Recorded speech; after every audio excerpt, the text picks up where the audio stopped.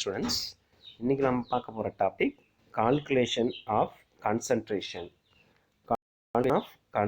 of reactants and products at equilibrium.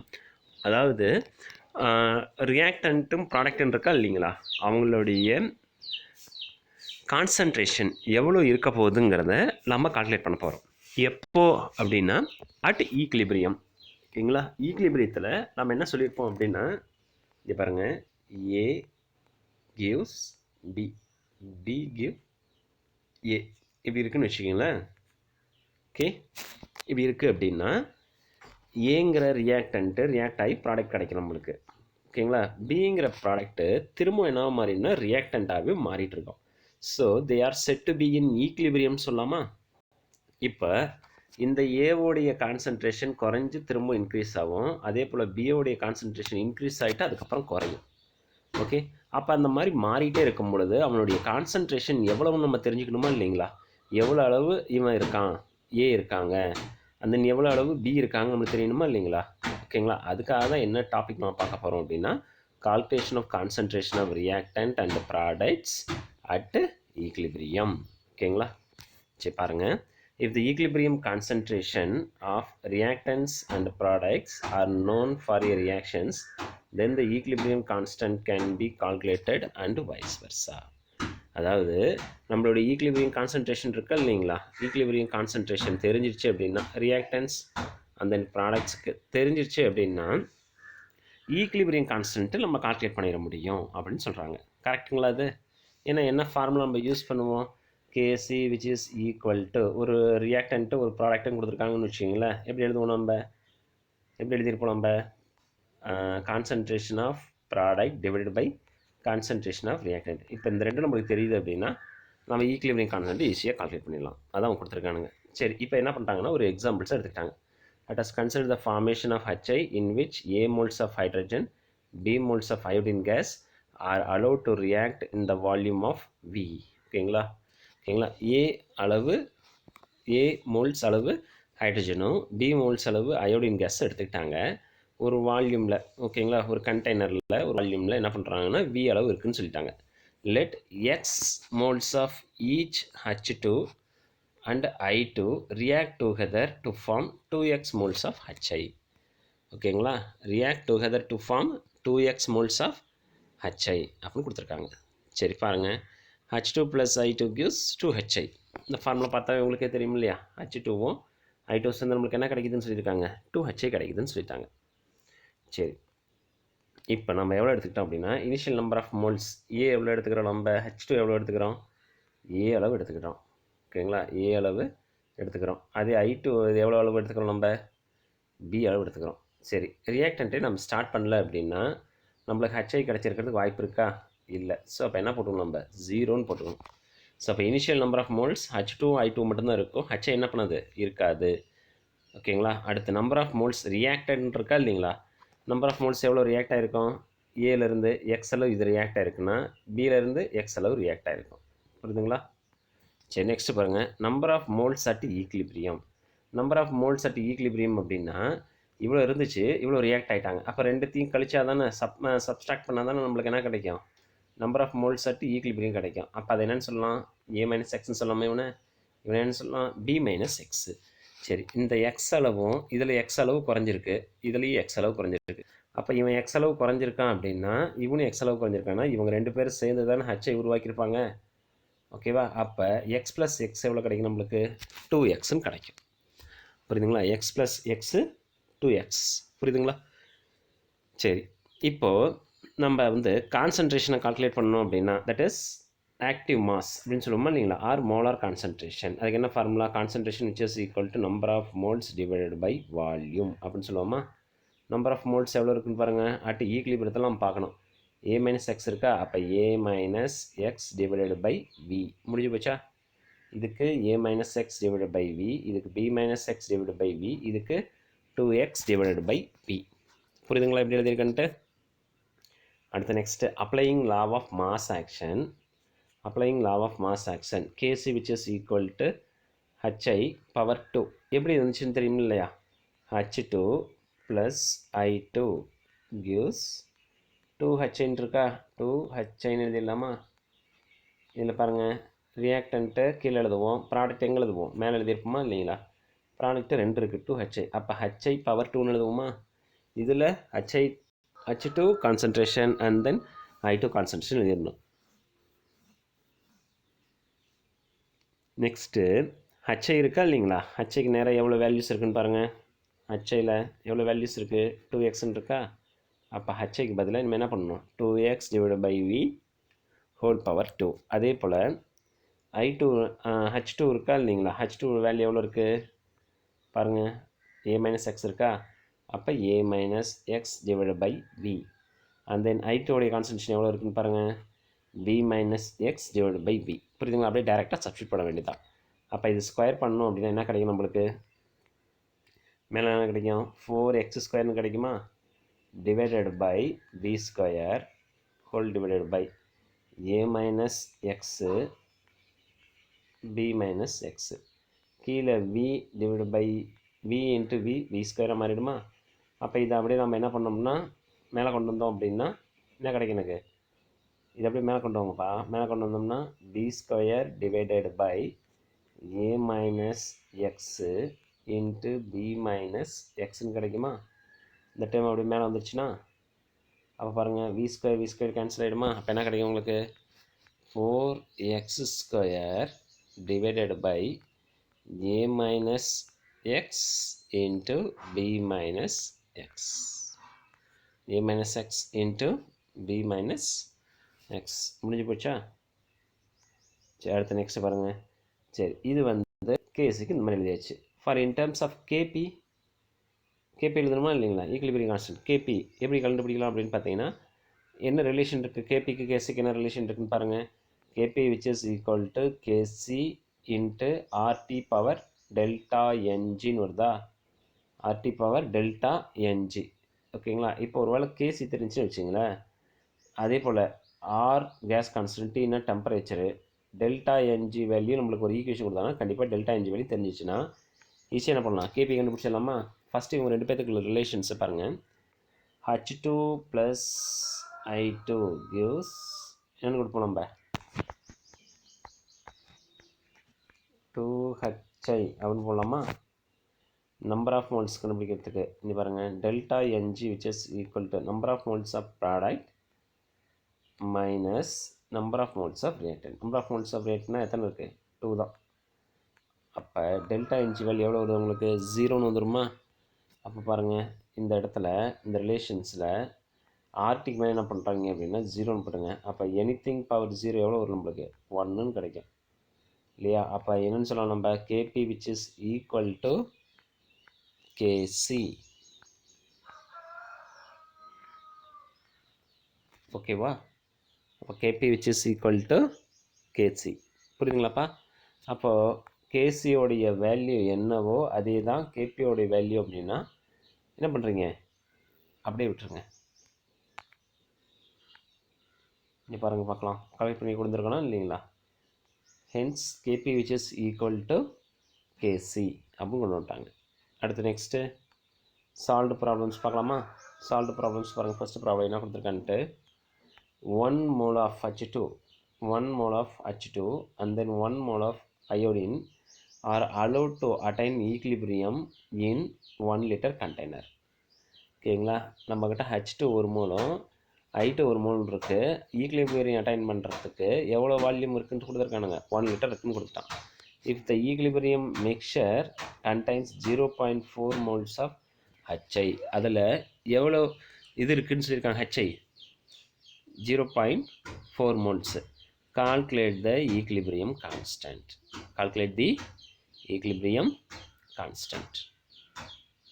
ஓகேங்களா? எப்படி calculate பண்ணுவீங்கப்பா? ஏதாவது ஒரு ஐடியாஸ் உங்கள்கிட்ட இருக்கா? பாருங்கள், பார்க்கலாம். H2 கான்சன்ட்ரேஷன் எவ்வளோ கொடுத்துருக்கானுங்க? 1 mole liter இன்வெர்ஸ்ன்னு கொடுத்துருக்காங்களா? 1 mole liter inverse 1 mole H2 அப்படின்னு கொடுத்துருக்காங்களா? சரிங்களா? H2 உடைய கான்சன்ட்ரேஷன் 1 mole. எப்படி கண்டுபிடிச்சாருன்னு பாருங்கள். என்ன ஃபார்முலா யூஸ் பண்ணுவீங்க நீங்கள் இந்த இடத்துல?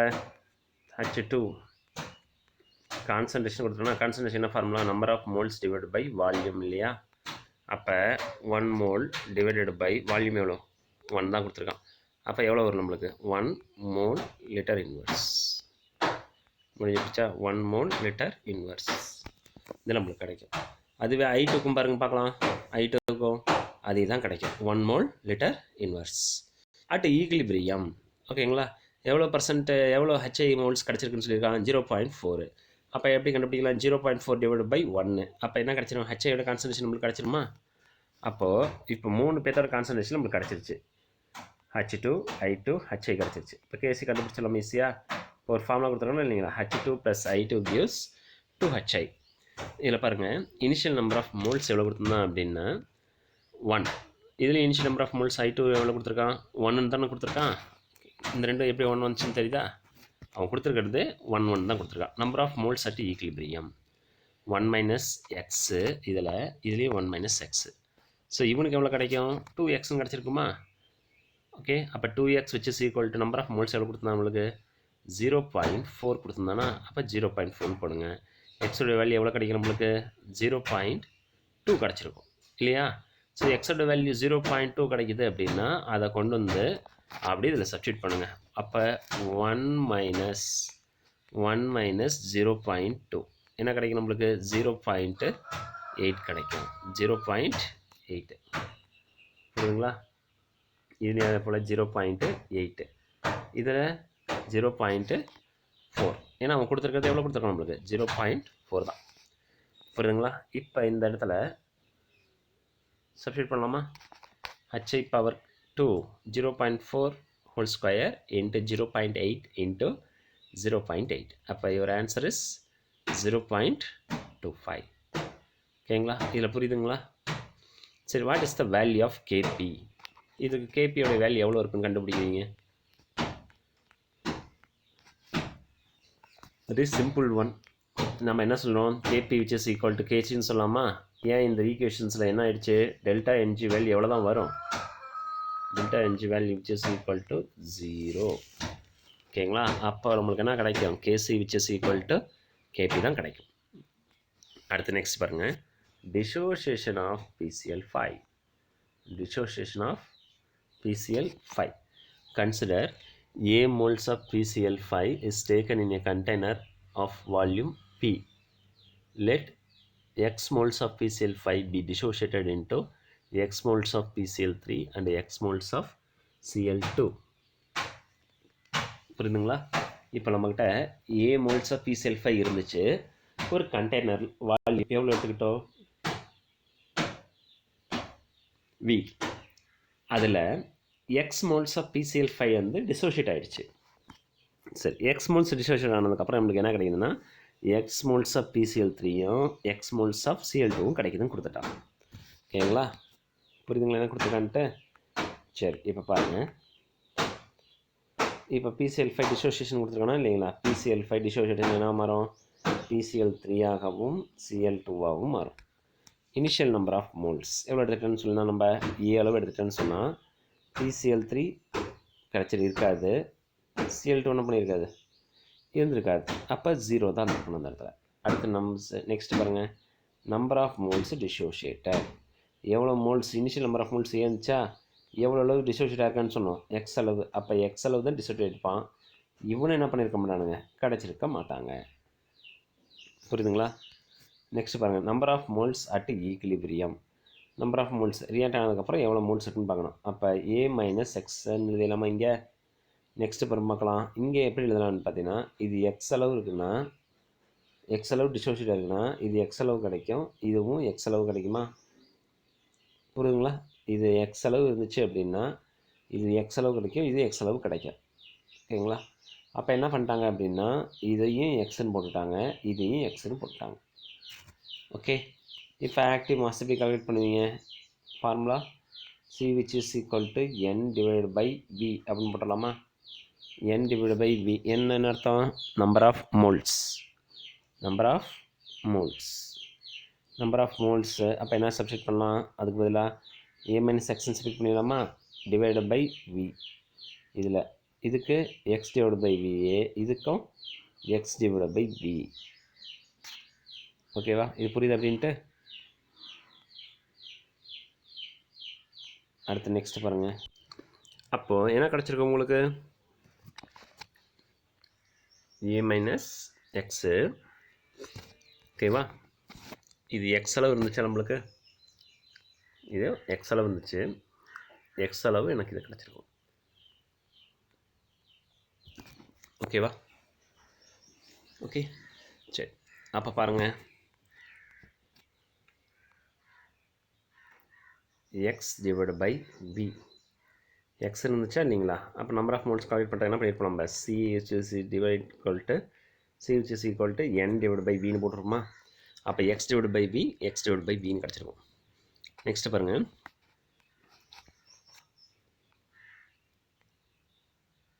PCl கேசி எப்படி எழுதியிருப்போம் நம்ம? PCl5K. PCl5 gives PCl3 plus Cl2 அப்படின்னு எழுதலாமா?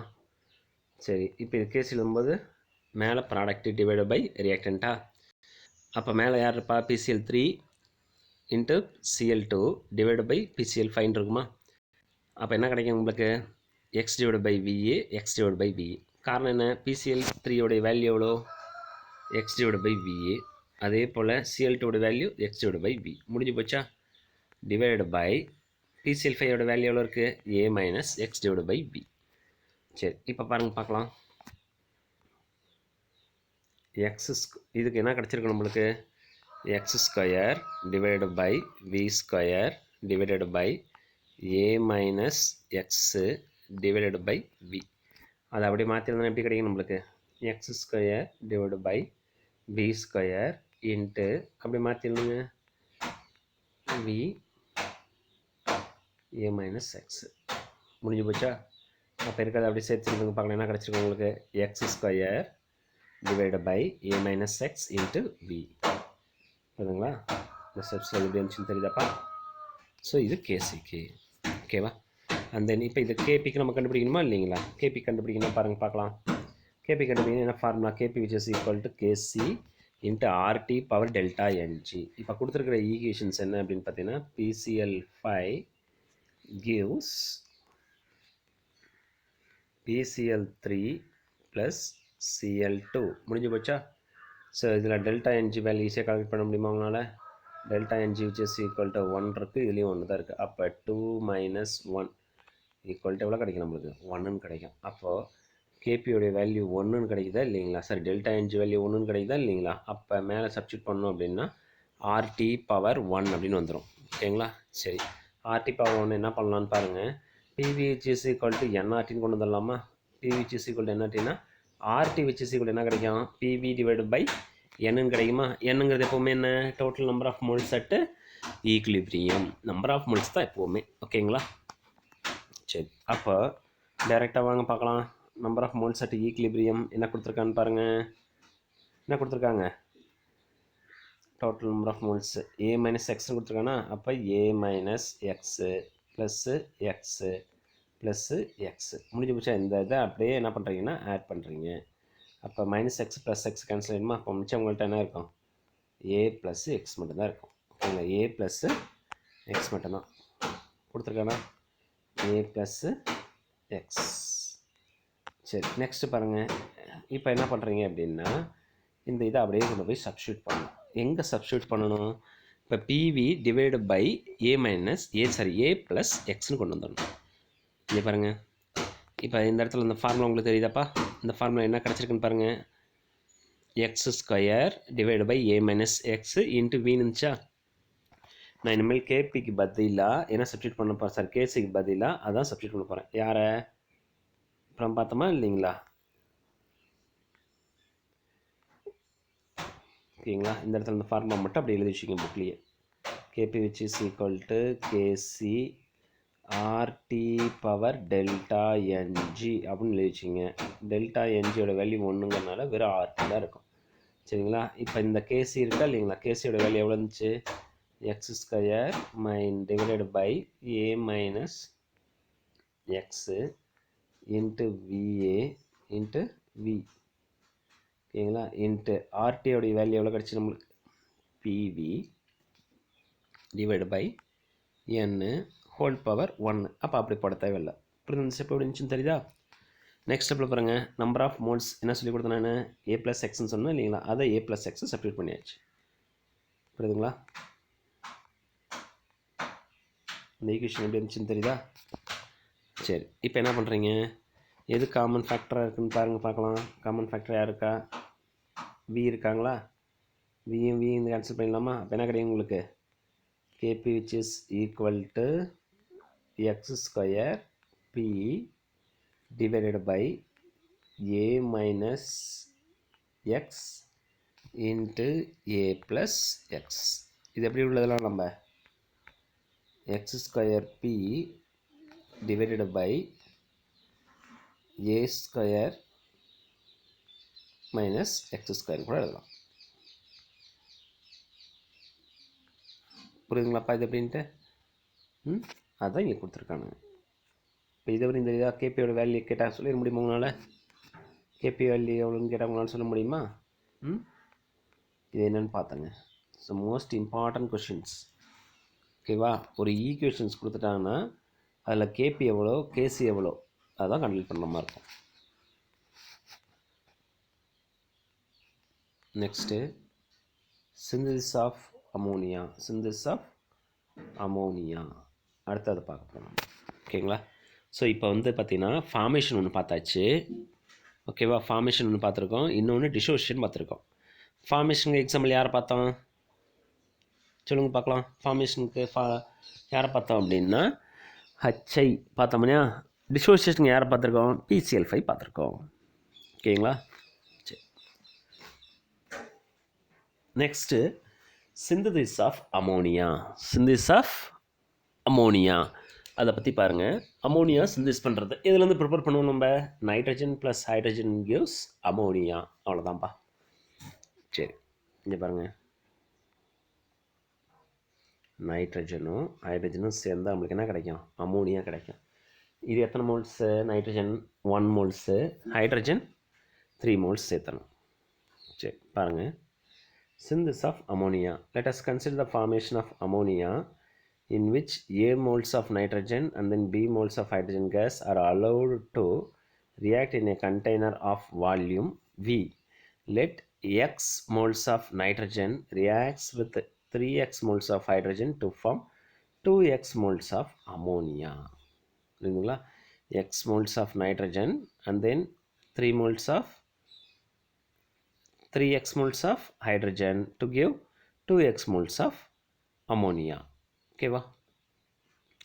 இப்போ பாருங்கள், N2 plus 3H2 gives, ஓகேவா, N2 plus 3H2 gives 2NH3.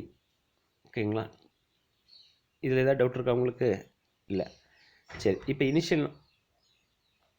Initial number of moles N2 எவ்வளோ கொடுத்துருந்தாங்க? 7 கொடுத்துருந்தாங்களா? பாருங்கள், நைட்ரஜன் 7, ஹைட்ரஜன் என்ன கொடுத்துருக்கானுங்க? B அளவு கொடுத்துருக்கானுங்க. ஓகேங்களா? இதில் X moles of nitrogen reacts with 3X moles of hydrogen. நம்மகிட்ட இனிஷியலாக கொடுத்தது A அளவு நைட்ரஜனும் B அளவு ஹைட்ரஜனும் கொடுத்துருக்காங்க. அதில் எவ்வளோ ரியாக்ட் ஆகிருக்குங்கிறது தான் நம்மளுக்கு தேவை. X அளவு ரியாக்ட் ஆகிருக்கு நைட்ரஜன், 3X அளவு யார் ரியாக்ட் ஆகிருக்காங்க? ஹைட்ரஜன் ரியாக்ட் ஆகிருக்காங்க. புரியுதுங்களா? சரி, பாருங்கள்.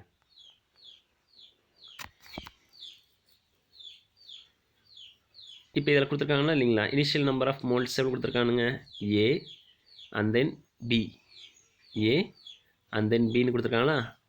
சரி, அதில் பாருங்கள், number of moles, initial number of மோல்ஸ்னு கொடுத்துட்டானா இல்லைங்களா?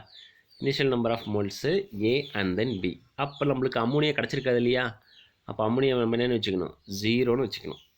நம்பர் ஆஃப் மோல்ஸ் ரியாக்டடு, இது எவ்வளோ ரியாக்ட் ஆயிருக்குன்னு சொன்னோம் நம்மக்கிட்ட? எக்ஸ் அளவு ரியாக்ட் ஆயிருக்குன்னு சொன்னாங்களா? இது 3x அளவு ரியாக்ட் ஆயிருக்குன்னு சொன்னாங்க. இது அப்போ நம்மளுக்கு கிடச்சிருக்காது. ஓகேவா? இது புரியுதா அந்த ஸ்டெப்ஸு?